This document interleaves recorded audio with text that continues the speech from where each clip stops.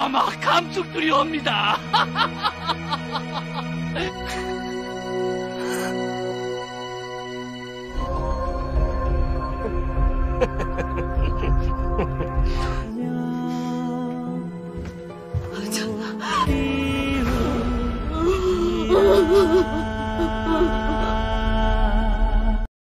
Halo semua, jumpa lagi di channel Daun Film. Terima kasih yang sebesar-besarnya buat kalian yang udah ngeklik video ini. Dan selamat bergabung ke dalam pembahasan Dongyi part 11. Melanjutkan kisah sebelumnya, setelah sempat dikerjai oleh Ratu Jang Ok-jung, kini Dongyi merasa bahwa Ratu semakin membencinya. Hal ini terbukti dari segala kejadian-kejadian ekstrim yang menimpanya. Ratu sendiri melakukan hal itu demi memenangkan hati sang raja, dan yang paling utama adalah menjaga agar tidak kehilangan tahtanya. Sebelum lanjut ke cerita, siapkan cemilan, ambil posisi nyaman, karena seperti pada judul episode kali ini, konflik antara kedua rival ini akan semakin memanas. Nah, untuk lebih jelasnya, tanpa berlama-lama, saya ucapkan selamat menonton.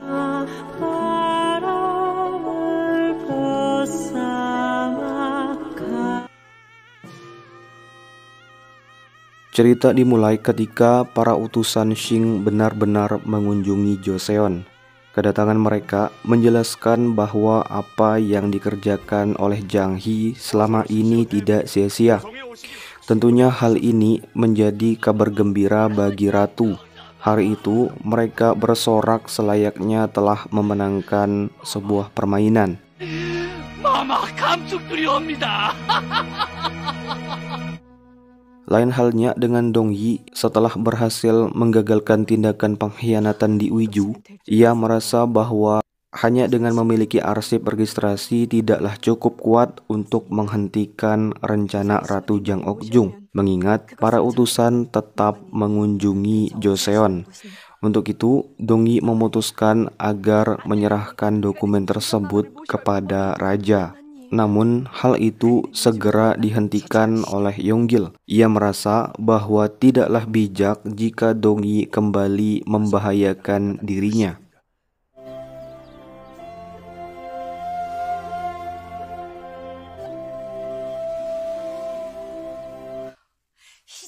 Sementara Jang Hee yang dipenuhi oleh kebahagiaan segera melangkahkan kakinya untuk menemui para utusan. Ia beranggapan bahwa mereka akan bersedia membantu rencananya.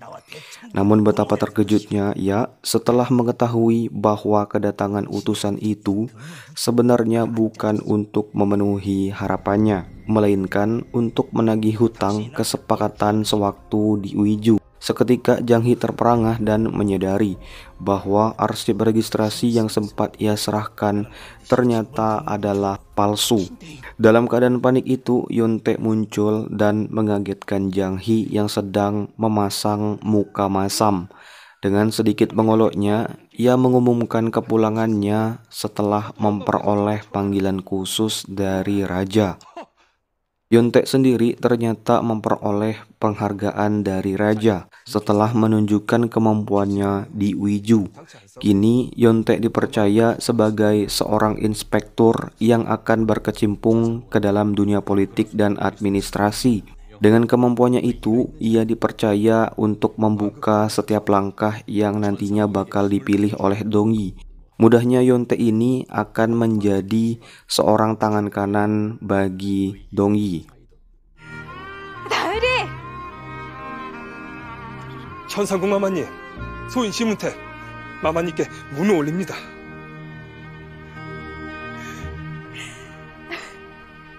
Berdasarkan tugas barunya itu, Yontae berencana menyelidiki kejanggalan mengenai ekspresi Jang Hee yang terlihat ketakutan ketika keluar dari Mohwagan.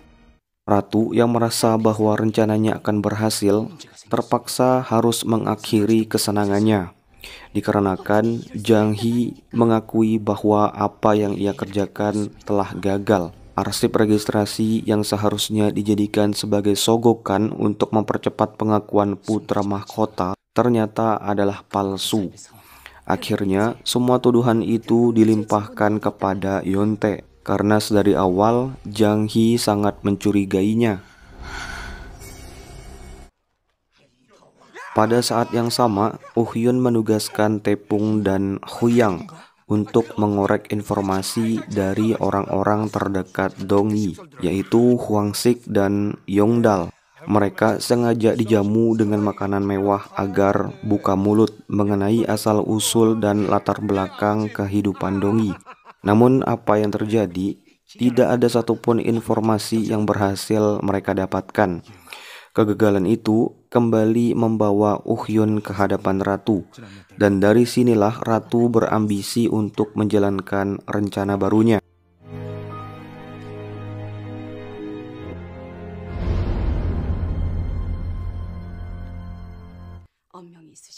Benar saja, keesokan harinya istana dihebohkan oleh kabar jika Ratu berencana menunjuk Dong Yi sebagai seorang selir. Tentunya kabar itu mengejutkan semua orang, termasuk Dong Yi sendiri.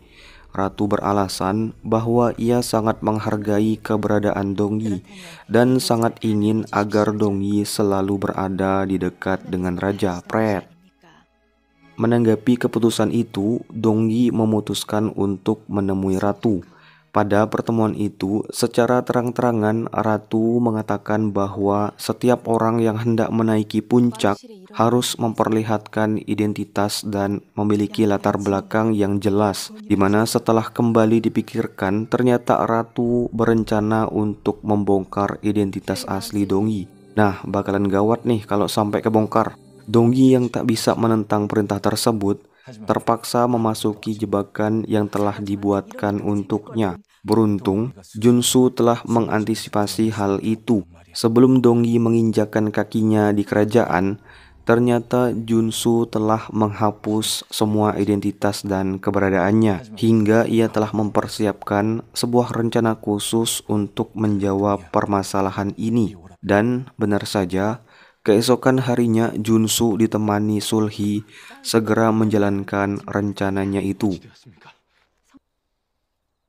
Dong Yi yang menyembunyikan kebenaran tidak dapat serta-merta memberitahukan permasalahannya kepada raja. Hal ini tentu saja membuat raja mengkhawatirkan keadaannya dan segera mengutus Yonggil untuk mencari tahu asal-usul wanita pujaannya itu. Di sela pertemuan, raja memberitahukan bahwa Dong Yi memiliki kejadian traumatis di tebing batu Gunung Obong. Mendengar hal itu, membuat Yonggil kembali teringat akan ekspresi Junsu yang terlihat ketakutan setelah mendengar kabar rencana penobatan Dong Yi menjadi seorang selir. Kecurigaannya bertambah setelah merasa familiar dengan kejadian di tempat yang disebutkan oleh raja. Penasaran akan hal itu, Yonggil segera melakukan investigasi dengan membongkar beberapa dokumen lama. Dan benar saja, setelah diselidiki ternyata Dong Yi memiliki identitas yang sangat berkaitan dengan kelompok pedang bersaudara. Wow, sungguh mengejutkan dan sangat menyakitkan untuk mengetahui kebenaran itu.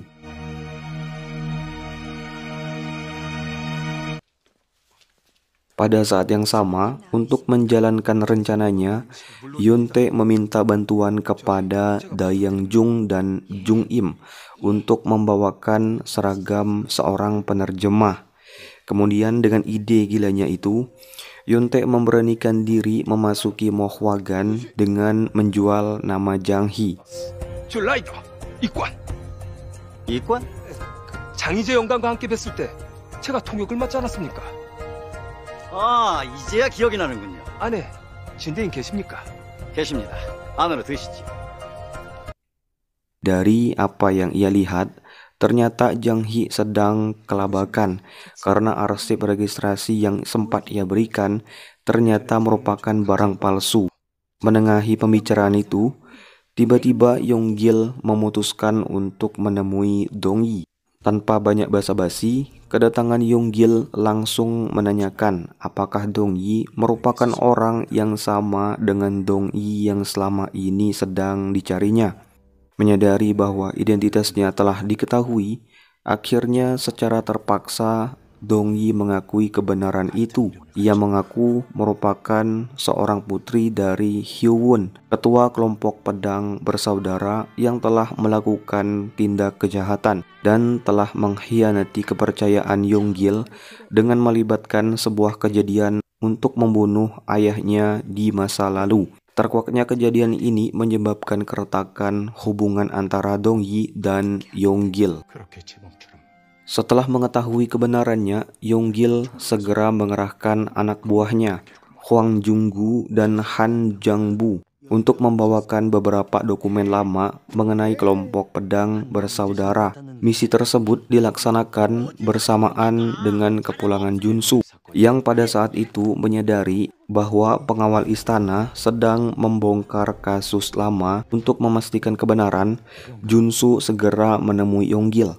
Namun secara mengejutkan, dengan lantang Yonggil membongkar identitas asli Dong-yi di hadapan Junsu. Seketika itu membuat suasana menjadi tegang. Yonggil sendiri bersikukuh untuk membawa Dong-yi agar diadili sesuai hukum. Namun tidak tinggal diam, Junsu mengatakan bahwa kejadian di masa lalu ketika ketua Hyewon diam dan tak bersaksi, sebenarnya itu ditujukan untuk melindungi Yonggil sendiri dari kekuasaan sebuah organisasi jahat yang saat itu ingin maju menerjang segalanya. Hal ini merujuk pada hausnya kubu selatan akan kekuasaan yang telah mengkambing hitamkan kelompok pedang bersaudara, di mana mereka dijadikan pion untuk memperoleh kekayaan dan tahta.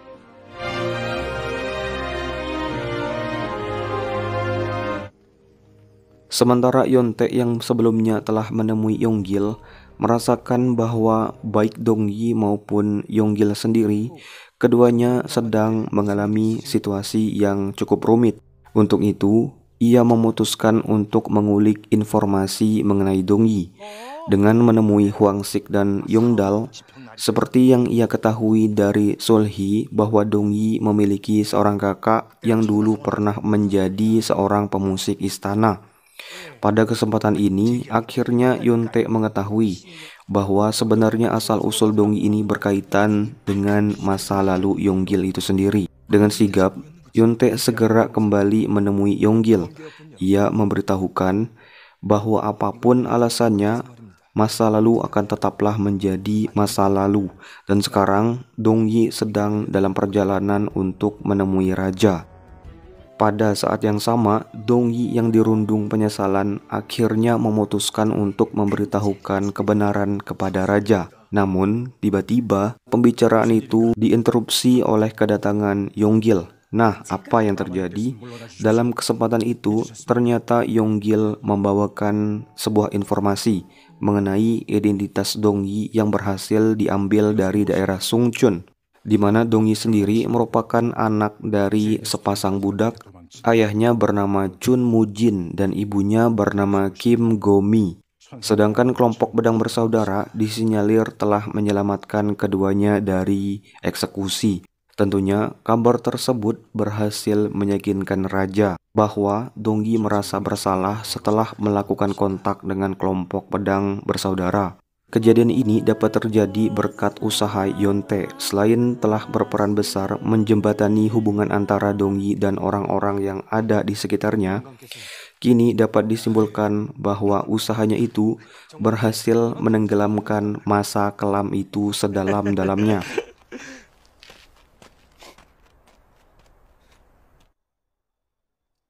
Setelah kejadian panjang yang sempat menyebabkan perpecahan itu, akhirnya Yonggil memutuskan untuk menerima apa yang terjadi. Sebagai gantinya, ia meminta agar Dong-yi selalu menjaga kepercayaan yang telah diberikan raja kepadanya. Yonggil sendiri meyakini bahwa apa yang pernah dilakukan oleh sahabat terbaiknya, Hyewon, merupakan sebuah jasa paling baik dan terbaik lah, yang tidak ada yang sanggup untuk membayarnya. Sementara Junsu sendiri diperintahkan untuk selalu menjaga dan mengawasi adiknya itu. #Suh Yonggil is the best.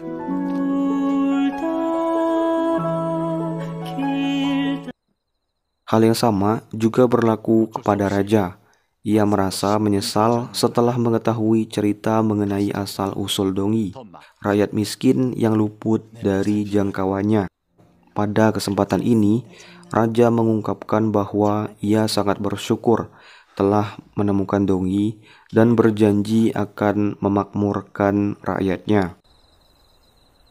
전하, Pada suatu malam, para utusan terlihat sedang memata-matai benteng daerah sengketa di Gunung Ganghwa, yaitu sebuah wilayah perbatasan antara Qing dan Joseon. Namun sialnya, kegiatan itu tertangkap basah oleh para penjaga di tempat itu. Para utusan pun dibawa ke hadapan raja. Mereka beralasan bahwa Joseon sedang membangun benteng tanpa meminta izin kepada Qing. Tentunya hal ini membuat raja marah dan meminta penjelasan lebih lanjut. Kegiatan para utusan itu mengarah pada upaya mendapatkan arsip registrasi, di mana saat ini dijelaskan bahwa Joseon berada dalam tekanan dinasti Qing dan tak melepas fakta bahwa Qing sendiri sedang berusaha untuk mengendalikan Joseon. Mereka takut bahwa Joseon akan membangun pasukan dan mengalahkan dinastinya. Beranjak pada kesimpulan itu, Yonte beranggapan bahwa sangatlah penting untuk menjaga agar arsip registrasi ini tidak jatuh ke tangan orang-orang Qing itu. Sementara kubu barat yang sudah mulai kehilangan waktunya, mulai dihinggapi kekhawatiran akan keadaan di mana pedang eksekusi akan segera menebas leher mereka. Keadaan ini tentu membuat ratu berpikir cepat dengan menyusun rencana barunya. Dengan memanfaatkan ketegangan antara Qing dan Joseon, ratu segera memerintahkan Zhang He untuk menemui raja dan menyarankan untuk membuat sebuah acara persaudaraan agar memperbaiki hubungan dengan Qing. Pada saat yang sama, ternyata mereka sedang berusaha untuk menargetkan Yonte.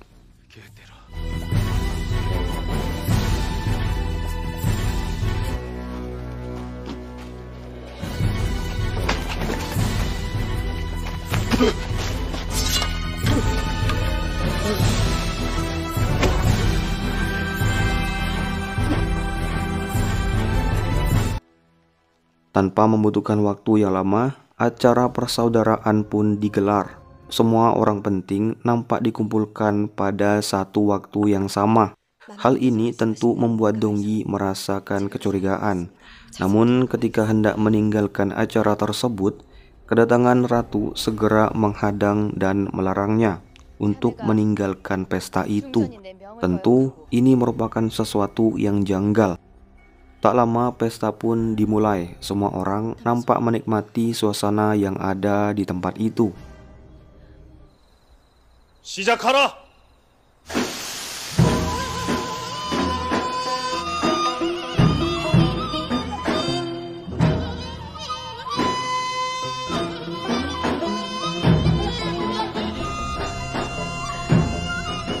Pada satu kesempatan, penjagaan di tempat itu diambil alih oleh orang-orang dari pengadilan. Hal ini tentu menimbulkan kecurigaan karena yang seharusnya menjaga tempat itu adalah pasukan pengawal istana. Melihat situasi ini, Yonggil segera memerintahkan anak buahnya agar mengambil alih penjagaan.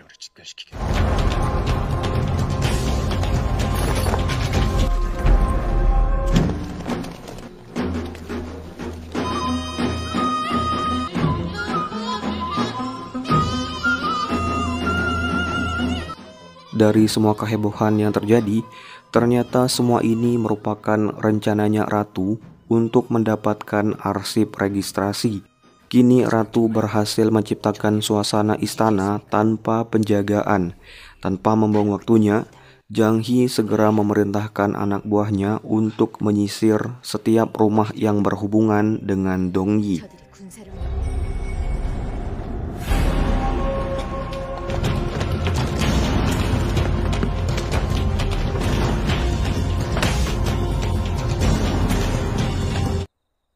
Sementara Dayang Yu yang memperoleh perintah khusus juga ditugaskan untuk memeriksa kediaman Dongyi.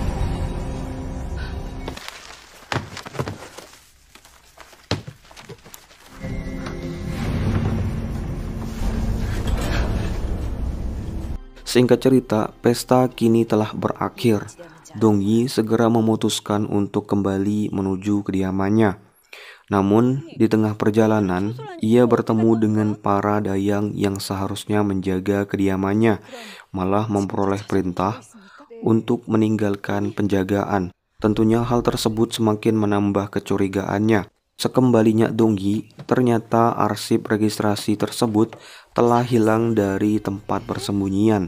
Dan benar saja, pada malam itu Ratu berhasil mendapatkan apa yang selama ini dicarinya. Ia juga merasa puas setelah mengungguli Dongyi atas segalanya. Untuk memastikan kemenangan itu, mereka sampai melakukan pemeriksaan ulang apakah arsip registrasi tersebut merupakan cetakan aslinya. Dan setelah melakukan itu, Zhang He kembali menemui para utusan. Kali ini, ia bersepakat untuk memberikan dokumen tersebut.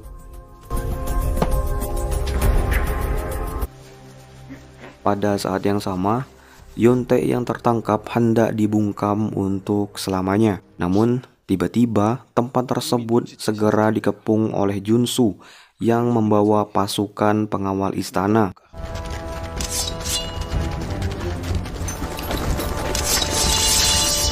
어서 죄인들을 포박해라!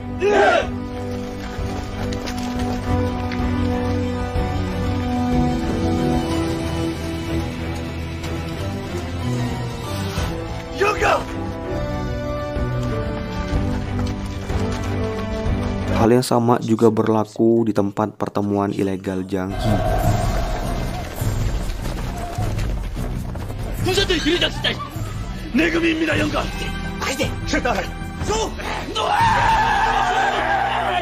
너란 말이야. 버리고 무릎을 꿇어라. 어서.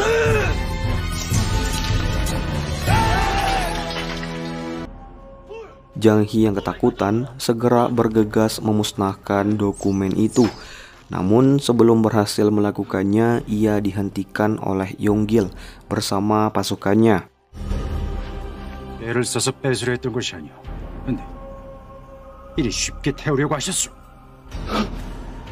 Seperti yang diketahui, ternyata Ratu bersama aliansi Kubu Selatan telah terkena jebakan Batman, Mamam.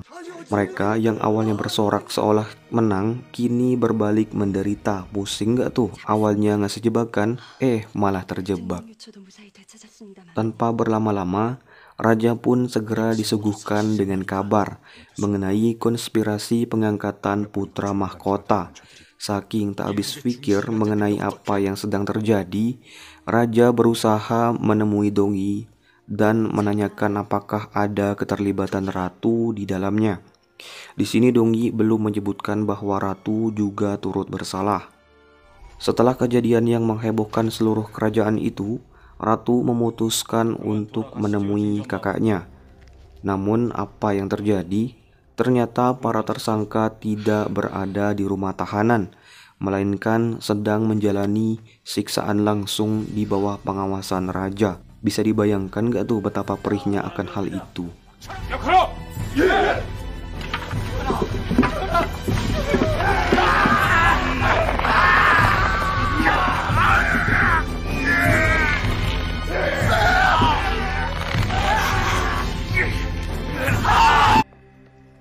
Sementara kabar tersebut segera ditanggapi oleh Kaisar. Xing segera mengutus duta kenegaraannya untuk memperbaiki hubungannya dengan Joseon. Utusan tersebut menyampaikan permohonan maaf langsung dari Kaisar dan mengizinkan orang-orang Xing yang terlibat agar dihukum sesuai hukuman yang berlaku di Joseon. Tentunya kekacauan ini mulai mempertaruhkan nasib Ratu Jang Ok-jung. Kubu Selatan yang masih bergantung pada kekuasaan ratu itu mencoba untuk melunakkan hati sang raja. Mereka memohon agar raja segera melupakan apa yang terjadi dan memberikan ampunannya. Namun, sebuah cara ternyata telah dipersiapkan oleh Dongyi. Ia memiliki cara tersendiri untuk mengungkap apa yang telah diperbuat oleh ratu itu. Dan pada saat yang sama, ternyata Yonte sedang menghadap raja. Ia memberitahukan bahwa ratu adalah dalang dan biang dari semua ini. Untuk memperoleh kejelasannya, raja dipersilahkan untuk segera mengunjungi kediaman ratu. Sekali lagi, Dongyi memutuskan untuk menemui ratu. Kali ini, tanpa segan-segan, Dongyi menunjukkan bukti bahwa ratu telah memotori kejahatan di istana. Hal ini tentu saja merujuk pada masa ketika Ratu Jeongokjung difitnah secara keji oleh ibu ratu Myungseong. Dalam usahanya itu, Dongyi menggunakan sebuah metode. Sebuah cairan cuka pada metode ini dapat mengidentifikasi jejak merah ketika dipertemukan dengan cairan jahe. Menggunakan metode tersebut, Dongyi ternyata berhasil menciptakan jejak merah di tangan ratu, karena sebelumnya arsip registrasi telah dilumuri dengan cairan jahe. Hal yang sama juga ditunjukkan kepada Dayang Yu beserta antek-anteknya, yang juga ikutan terkena jebakan Batman tersebut. Ratu yang menyentuh arsip registrasi akan menciptakan jejak merah di tangannya, dan itu tidak akan hilang selama 3 hari ke depan. Mendengar penyidikan itu tentu saja membuat ratu sangat panik dan sangat marah setelah merasakan bahwa ia akan segera kehilangan mimpi dan tahtanya. Menengahi kemarahan itu, tiba-tiba bersama dengan terbongkarnya kejahatan ratu, tempat tersebut seketika dikepung oleh para pengawal istana. Sedangkan raja sendiri muncul di tengah konflik, di mana selama ini ternyata raja juga mendengar percakapan itu.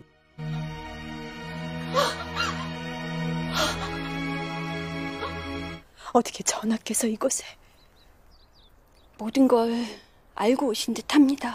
천상궁은 패비를 포기시키기 위해 혈안이 되어 있습니다. 그만! 제발 그만하거라. 도저히 볼 수가 없다.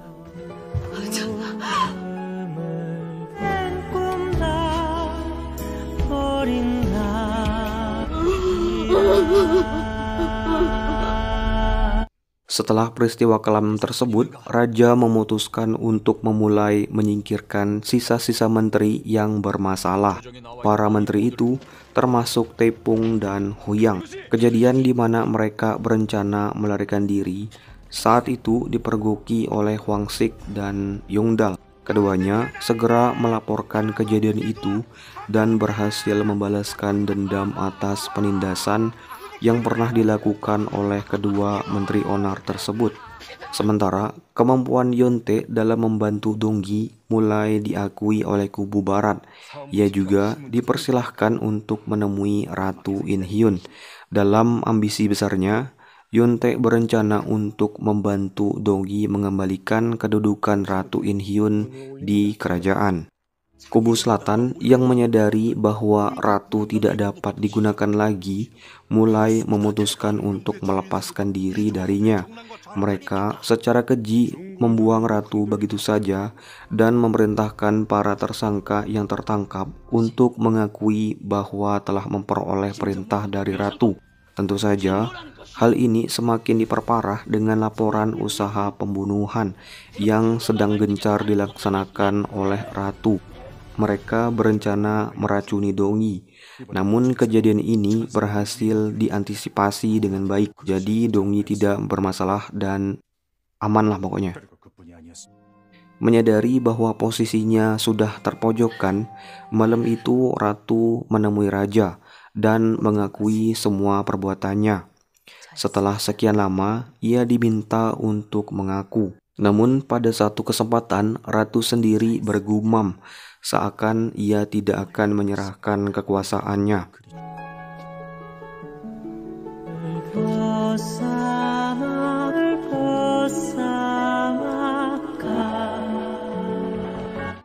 Pada saat yang sama, Ternyata raja juga mendapati kondisi kesehatan putra mahkota kini mulai menurun setelah mengetahui bahwa ibunya telah berbuat onar. Tentunya ia sangat mengkhawatirkan keadaan ibunya itu. Hal ini juga membuat raja galau dan bimbang untuk menghukum ratu. Dongyi yang mengetahui keadaan itu memutuskan untuk memberikan keleluasaan waktu agar raja dapat memutuskan apa yang terbaik bagi istananya. Dan tanpa membutuhkan waktu yang lama, keesokan harinya raja mengadakan sebuah rapat besar. Para menteri yang berkuasa, baik dari kubu barat hingga kubu selatan, diminta untuk menghadiri acara tersebut. Seperti pada tujuannya, pada tanggal 2 April 1694, raja menyatakan titahnya atas tuduhan pengkhianatan negara, menuduh ratu terdahulu serta membahayakan nyawa dayang kesukaannya, Dongyi. Beberapa tersangka akan menerima eksekusi mati, sedangkan Jang He, Oh Hyun dan wakilnya akan dicopot dari jabatannya dan akan diasingkan secara terpisah menuju Pulau Hwanghi, Pulau Hoje, dan Pulau Hogil. Untuk menteri berkuasa kubu selatan lainnya seperti Oh Tae akan dicopot dari jabatannya. Dan yang paling epik adalah Ratu Jang Ok-jung kini dicap sebagai tidak pantas untuk memiliki gelar ratu. Artinya, ratu akan segera diturunkan dari jabatannya. Sudah ya, kita cukupkan dulu ceritanya. Terima kasih telah menonton sampai akhir. Jangan sampai Anda juga terkena jebakan Batman. Ingat, waspadalah, waspadalah. Daun film. 중궁전에 폐위를 명하셨습니다.